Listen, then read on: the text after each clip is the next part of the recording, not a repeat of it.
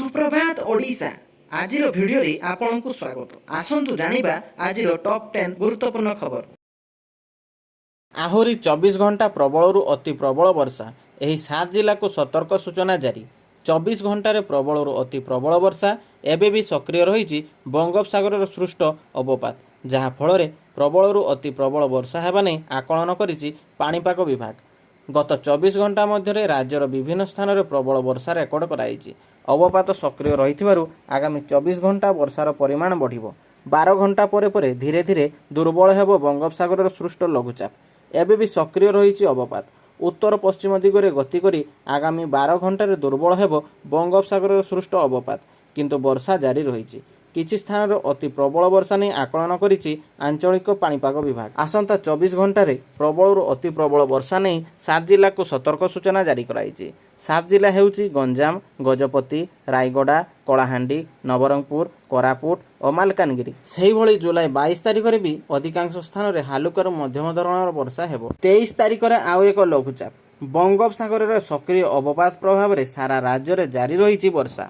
विशेषकर दक्षिण ओडिशार किछि स्थान में प्रबलरू अति प्रबल वर्षा होईछि। गत 24 घंटे मालकानगिरी चित्रकोंडार सर्वाधिक वर्षा रेकर्ड कराई। दक्षिण ओडिशा को वर्षा उबुडुबु करुवा बेले आउ 3 दिन पर बंगोपसागर में आसूची आउ एक लघुचाप। बंगोपसागर सक्रिय अवपात और ओडिशा उपकूल अतिक्रम करने सह 12 घंटा मध्य यह क्रमशः दुर्बल हेबो। हेले एहार प्रभाव में राज्यर विभिन्न स्थान में तुहाकुतुहा वर्षा जारी रही। विशेषकर दक्षिण ओडिशार किछि स्थान में प्रबलरू अति प्रबल वर्षा होई। खूब शीघ्र रत्नभंडारर हेबो मरामती। आईन मंत्री खूब शीघ्र एएसआई पक्षरु रत्नभंडारर अनुध्यान सह मरामती कराजिबो।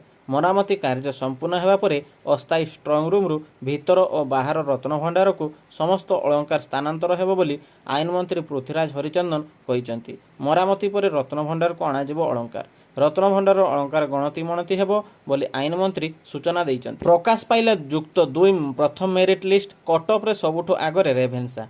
प्रकाश पाई 2024-25 शिक्षावर्षर प्रथम मेरिट लिस्ट। मोट 4,76,093 जन आवेदन करते। एथिमध्यनु 4,26,472 जनक नाम मेधा तालिका आसी 49,621 जन बाद पड़ी। कलारे 2,71,492 जन, विज्ञान 1,17,273 जन, वाणिज्य 24,354 जन, उपशास्त्री 8,375 जन, धंदामूलक 4,978 जन नाम लेखाइबा मनोनीत होइचंती। अगस्ट 1 रु आरंभ हेब युक्त 2 प्रथम वर्ष पाठपढ़ा। कलारे 75.17 शतकड़ा सह आगर रही रेभेन्सा हायर सेकेंडरी स्कूल। विज्ञान 91.50 शतकड़ा सह रेभेन्सा हायर सेकेंडरी स्कूल आगर रही। से वाणिज्य 77 शतकड़ा सह रेभेन्सा हायर सेकेंडरी स्कूल आगर रही। क्रीड़ा पुरस्कार हटिला बिजू बाबू ना एणिकी लेखाजिब ओडिशा राज्य क्रीड़ा सम्मान। सरकारी कार्यक्रम हटिला बिजू पट्टनायक ना। प्रथमे क्रीड़ा विभाग हटाइला बिजू पट्टनायक नाम। प्रतिवर्ष क्रीड़ा विभाग पक्षर दि जाउतुवा बिजू पट्टनायक क्रीड़ा पुरस्कार हटिला बिजू पट्टनायक ना। बिजू पट्टनायक क्रीड़ा पुरस्कार बदल में हेला ओडिशा राज्य क्रीड़ा सम्मान। जातीय क्रीड़ा दिवस में ओडिशार कृति और सफल क्रीड़ाविद, कोच, सांबादिक और क्रीड़ा अनुष्ठान को दि जाए सम्मान। सूचना थाउ कि दीर्घ वर्षर सरकार बदली राज्य में एवं बीजेपी सरकार।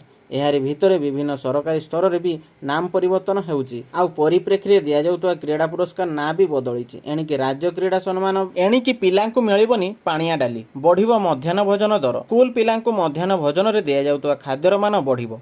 पिलांक मध्याह्न भोजन मिल दर बढ़ाइबा पई उभय राज्य और केंद्र सरकार को प्रस्ताव दि जाइतुवा कहिसंती नोडाल ऑफिसर। आउ एबे पिलांक खाइबा दर बढ़िबो कि नहीं ता सरकार निष्पत्ति उपरे निर्भर करू। सबु अत्यावश्यक सामग्री भी महंगा होईची। एभली स्थिति रे पिलांक मध्याह्न भोजन योजना बाटबणा होईची। पिला केवल बिना परिवारे डालमा और डाली बदल हलदिया पानी पाउचंती, किंतु खूब शीघ्र मध्याह्न भोजन दर बढ़ी पारे बोली संकेत मिली। एने उभय राज्य और केंद्र सरकार को प्रस्ताव दि जाइतुवा कहिसंती mid day meal state nodal officer. अर्थात पिलांक खाइबा दर बढ़ाइबे कि नहीं ता एबे सरकार निष्पत्ति उपरे निर्भर करुची। प्राथमिक स्कूल और उच्च प्राथमिक स्कूल पिलांक पई सरकार मध्याह्न भोजन दर निर्धारण करिसंती। नियम अनुसार प्राथमिक स्कूल पिला पिछा 5 टंका 90 पैसा मिलुची। उच्च प्राथमिक पिलांक पई 8 टंका 82 पैसा मिलुची। बीजेपी राज्य कार्यकारिणी बैठक पारित हैला राजनैतिक चिठा 5 प्रस्ताव उपरे मोहर। राज्य में बीजेपी सरकार गठन होगा पर ପ୍ରଥମ ଥର ପାଇଁ ପୁରୀଠାରେ 2 ଦିନିଆ ପରିବର୍ଦ୍ଧିତ ରାଜ୍ୟ କାର୍ଯ୍ୟକାରିଣୀ ବୈଠକ ଅନୁଷ୍ଠିତ ହୋଇଛି।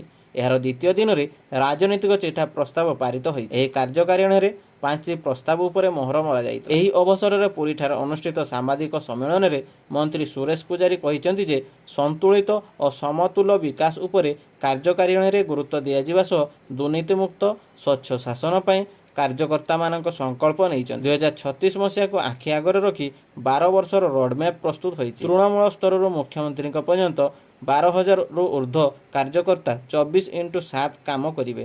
ବିକଶିତ ଓଡ଼ିଶା ପାଇଁ 12 ବର୍ଷର ରୋଡମ୍ୟାପ୍ ପ୍ରସ୍ତୁତ କରାଯାଇଛି। 2036 ସୁଦ୍ଧା ଆଧୁନିକ ଓଡ଼ିଶା ବିକଶିତ ଓଡ଼ିଶା ଗଠନ ପାଇଁ ଦଳ ଲକ୍ଷ୍ୟ ରଖି ଆଗାମୀ ବିଧାନସଭା ଲାଗି ରଣନୀତି ପ୍ରସ୍ତୁତ। ରାଜ୍ୟ ସରକାରଙ୍କୁ ଘେରିବ ବିଜେଡି ଦଳ। ବିରୋଧୀ ଦଳ ନେତା ନବୀନ ପଟ୍ଟନାୟକଙ୍କ ଅଧ୍ୟକ୍ଷତାରେ ବିଜୁ ଜନତା ଦଳ ବିଧାୟକ ଦଳ ବୈଠକ ବସିଛି। ସୋମବାର ଠାରୁ ଆରମ୍ଭ ହେଉଛି ବିଧାନସଭାର ବଜେଟ୍ ଅଧିବେଶନ। ଏହା ପୂର୍ବରୁ ବିଜେଡି ତାର ରଣନୀତି ପ୍ରସ୍ତୁତ କରିସାରିଛି। ବିଶେଷ ସୂତ୍ରରୁ ଜଣାପଡ଼ିଛି ଯେ ବିଜେଡି ପକ୍ଷରୁ ଏସଙ୍କୁ ମାଡ଼ ଘଟଣା ଓ ବାଲେଶ୍ୱର ହିଂସା ଏବଂ ଦର ବୃଦ୍ଧି, ରଥଯାତ୍ରାର ପରିଚାଳନା, ଆଇନ ଶୃଙ୍ଖଳା ପରିସ୍ଥିତିକୁ ନେଇ ବିଜୁ ଜନତା ଦଳ ସରକାରଙ୍କୁ ଘେରିବ ବୋଲି ଜଣାପଡ଼ିଛି। ବୈଠକରେ ସାମ୍ପ୍ରତିକ ଘଟଣାବଳୀ ସମ୍ପର୍କରେ ଆଲୋଚନା କରାଯିବା ସହ ଆଗାମୀ ବିଧାନସଭା ଅଧିବେଶନରେ ଦଳର ରଣନୀତି ପ୍ରସଙ୍ଗ ନେଇ ଆଲୋଚନା କରାଯାଇଛି। ଜୁଲାଇରୁ ବିଜେପି 300 ୟୁନିଟ୍ ମାଗଣା ବିଜୁଳି ପାଇଁ ବିଜେପି ପ୍ରତିଶ୍ରୁତି ଦେଇଥିଲା। ଏ ସମ୍ପର୍କରେ ବି ସରକାରଙ୍କୁ ବିଜେଡି ଜବାବ ମାଗିବ। ଏହି ବୈଠକରେ ବିଧାୟକଙ୍କୁ ସମ୍ବୋଧିତ କରି ନବୀନ ପଟ୍ଟନାୟକ କହିଛନ୍ତି, ପ୍ରାର୍ଥନା ପରେ ଯୋଗ କରିବେ ସ୍କୁଲ ପିଲା। ଛାତ୍ରଛାତ୍ରୀଙ୍କ କ୍ରୀଡ଼ା ପ୍ରୋତ୍ସାହନ ପାଇଁ ଗାଇଡଲାଇନ୍। ସ୍କୁଲରେ ପାଠ ପଢୁଥିବା ଛାତ୍ରଛାତ୍ରୀଙ୍କ ସର୍ବାଙ୍ଗୀନ ଉନ୍ନତି ପାଇଁ ବଡ଼ ପଦକ୍ଷେପ ନିଆଯାଇଛି। ଏଣିକି ପିଲାଙ୍କ ଦୈନନ୍ଦିନ ଜୀବନରେ ସାମିଲ ହେବ ଯୋଗାଭ୍ୟାସ। ପ୍ରତ୍ୟେକ ଦିନ ସ୍କୁଲରେ ପ୍ରାର୍ଥନା ପରେ ଯୋଗ ଶିକ୍ଷା କରିବେ ଛାତ୍ରଛାତ୍ରୀ। ସ୍କୁଲ ଛାତ୍ରଛାତ୍ରୀଙ୍କର କ୍ରୀଡ଼ା ପ୍ରତି ପ୍ରୋତ୍ସାହନ ବୃଦ୍ଧି କରିବା ପାଇଁ ନୂଆ ପଦକ୍ଷେପ ନେଇଛନ୍ତି ରାଜ୍ୟ ସରକାର। ମେ 6 ତାରିଖ କମିଶନର ରିଭ୍ୟୁ ମିଟିଂ ନିଷ୍ପତ୍ତିକୁ ନେଇ ସୂଚନା ଜାରି କରାଯାଇଛି। ଏନେଇ ଶିକ୍ଷା ନିର୍ଦ୍ଦେଶାଳୟ ପକ୍ଷରୁ ଏକ ନିର୍ଦ୍ଦେଶାବଳୀ ଜାରି କରାଯାଇଛି। ଦୈନନ୍ଦିନ ପ୍ରାର୍ଥନା ପରେ ସ୍କୁଲରେ ପିଲାମାନଙ୍କୁ 10 ମିନିଟ୍ ପର୍ଯ୍ୟନ୍ତ ଯୋଗ ଅଭ୍ୟାସ କରାଇବେ ବୋଲି ଏଥିରେ ନିର୍ଦ୍ଦେଶ ଦେଇଛି ଶିକ୍ଷା ନିର୍ଦ୍ଦେଶାଳୟ।